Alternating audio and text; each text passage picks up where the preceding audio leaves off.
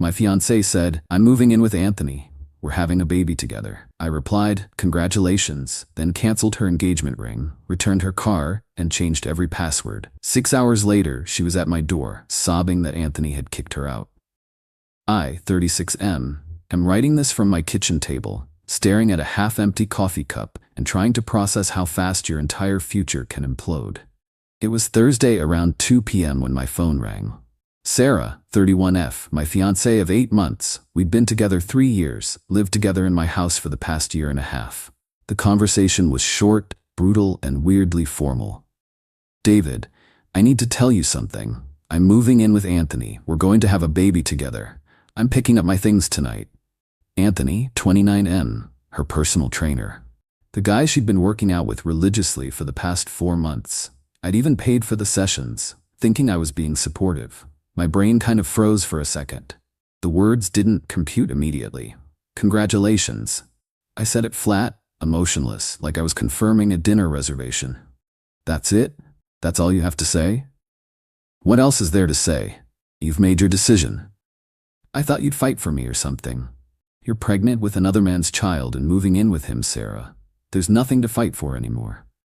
Then I hung up. The weird thing was how calm I felt, almost detached, like I was watching someone else's life implode. But under that calm, my mind was already working. First things first, the engagement ring.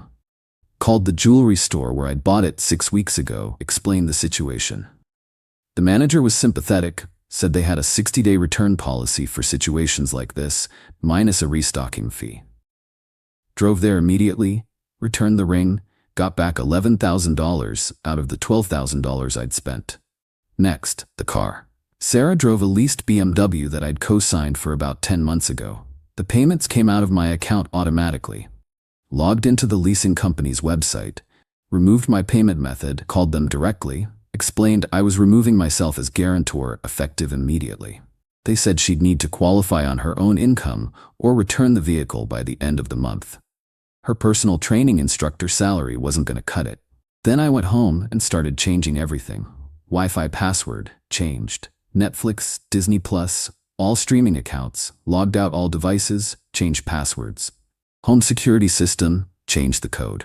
Her gym membership that I paid for, canceled. Credit card where she was an authorized user, called and removed her immediately. The whole process took maybe 3 hours. Methodical, efficient. By 5 p.m., I was sitting in my living room, everything secured, waiting to see what would happen next.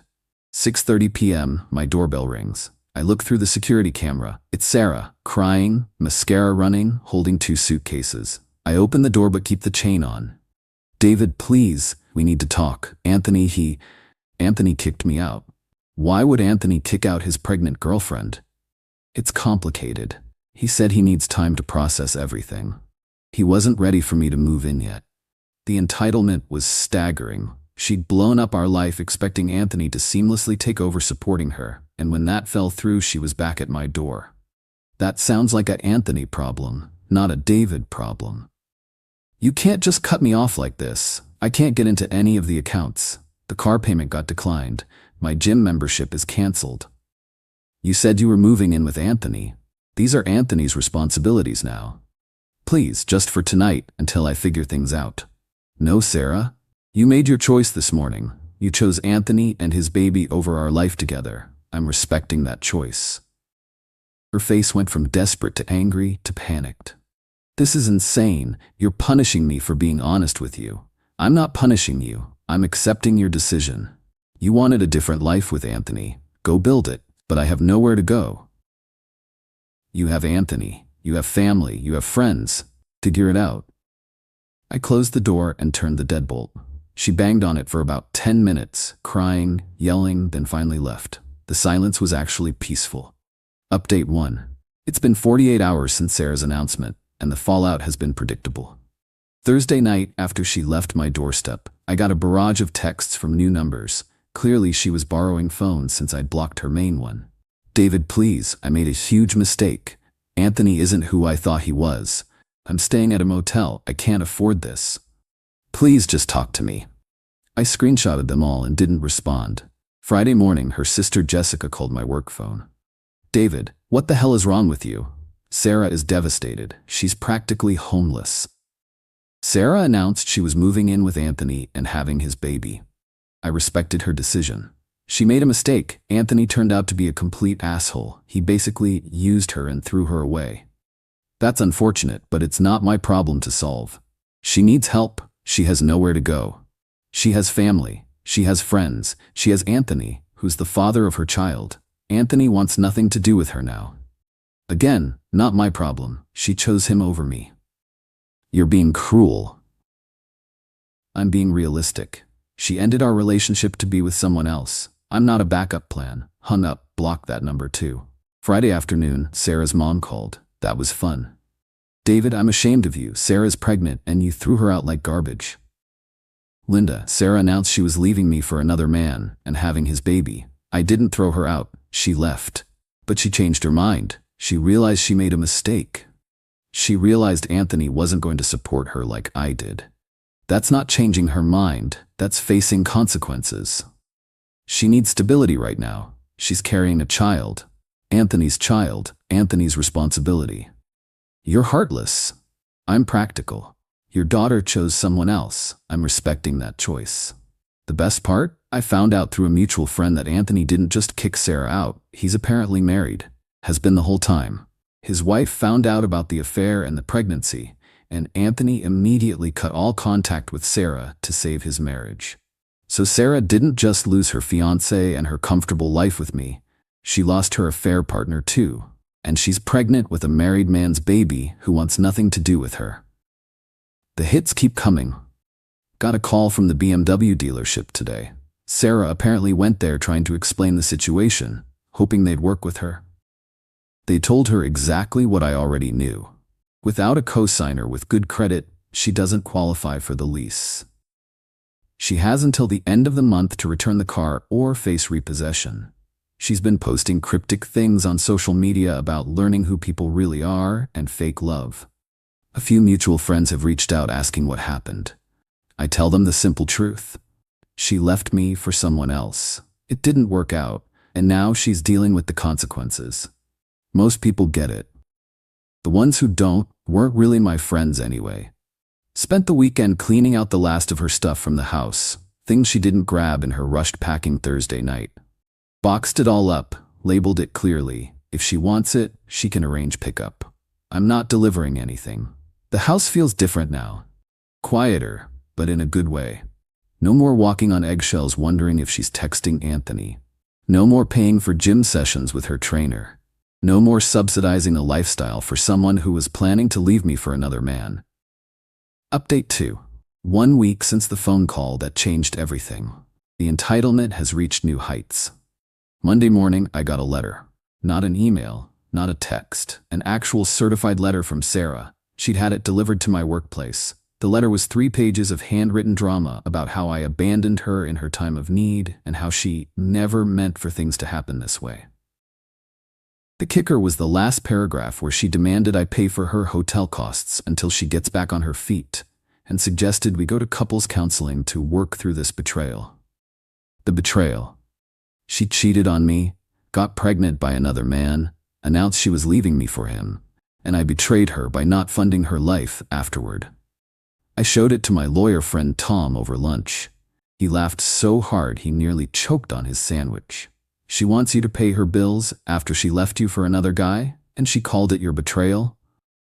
Apparently I'm supposed to be her safety net indefinitely. Save this letter. If she escalates, this shows her mindset clearly. Tuesday, the financial reality hit her harder. Got a call from my bank. Sarah had tried to use the credit card I'd canceled. Multiple attempts at different stores. The bank flagged it as potential fraud until I explained the situation. Called the credit card company, confirmed she was no longer an authorized user, and asked them to note that any attempts to use the card were unauthorized. Wednesday brought the family intervention. Sarah's parents showed up at my house unannounced. I watched them through my security camera for a few minutes before answering. Linda, David, we need to talk. Sarah's dad, Mike, looked uncomfortable but determined. Son, Sarah made a mistake, but you can't just cut her off completely. Mike, she didn't make a mistake. She made a calculated decision to leave me for another man. The fact that it didn't work out doesn't make it my responsibility. She's pregnant. She needs support. Anthony's baby. Anthony's support, or your support, not mine. Anthony is married. He was using her. That's something she should have figured out before cheating on me with him. Look, we know she messed up, but there's no but, Mike. She chose Anthony. I'm respecting that choice. She's made adult decisions.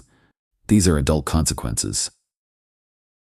They tried for another 20 minutes, cycling through guilt, logic, and finally threats about doing the right thing.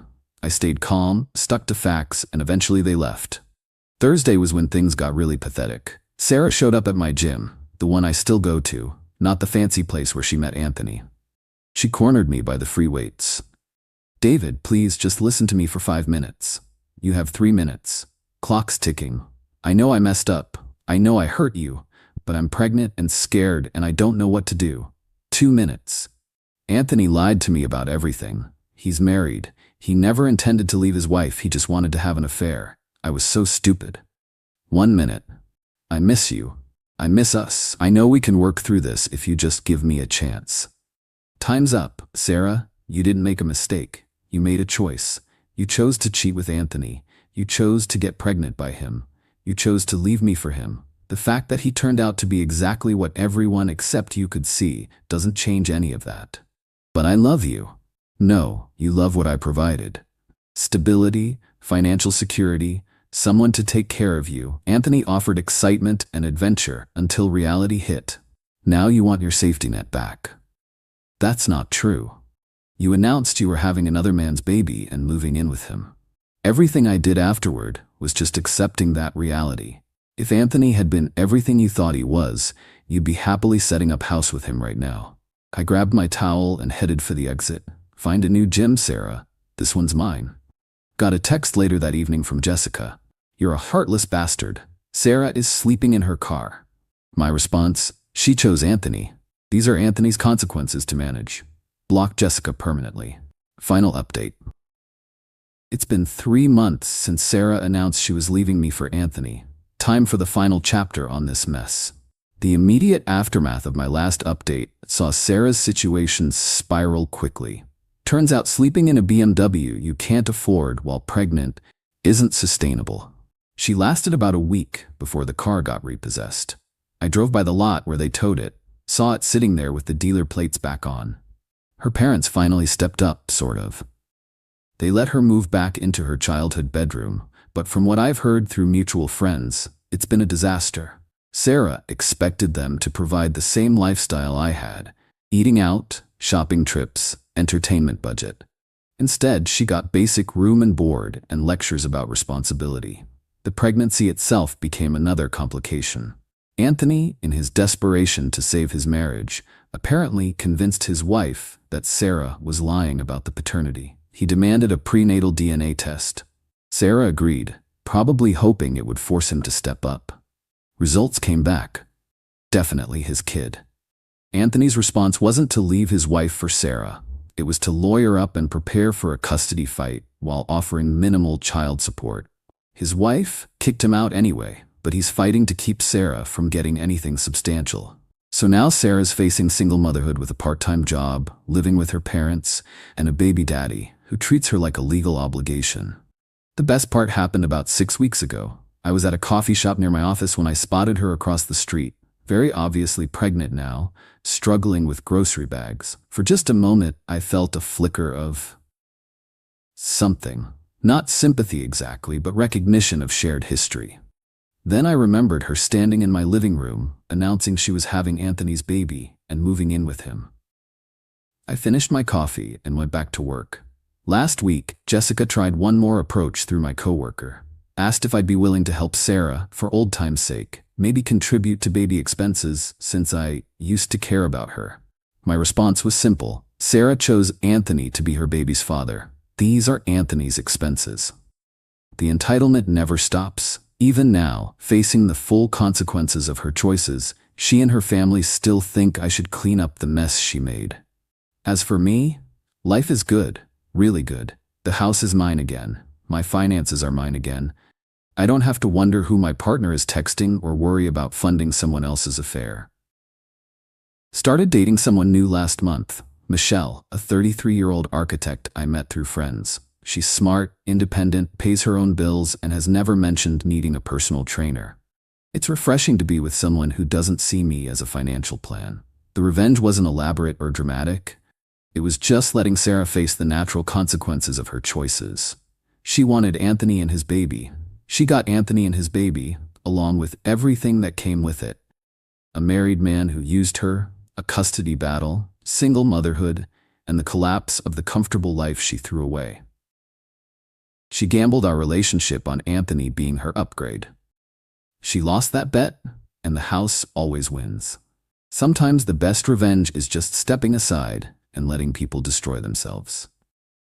Thanks for reading Reddit. Time to close this chapter permanently.